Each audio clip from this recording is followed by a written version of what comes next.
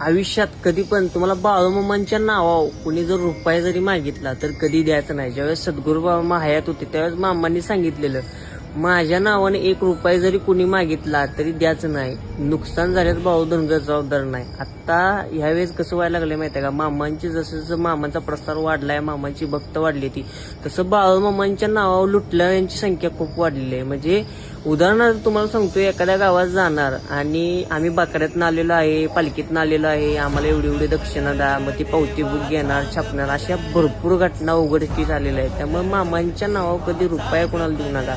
तुम्हाला ठेवायचं असेल तर बाळूमामावर श्रद्धा आणि विश्वास ठेवा. मामांच्या मेंढी माऊलीची सेवा करा. जर तुम्हाला काही दान करायचं असेल तर सरळ जाऊन आदमापूरला करा. पण मामांच्या नावावर कधी कोणाला 1 रुपया सकट देऊ नका. द्याच असेल तर मामांनी सांगितलंय, माझ्या नावानं घास द्या, पण रुपया कोणाला देऊ नका. जय बाळूमामा.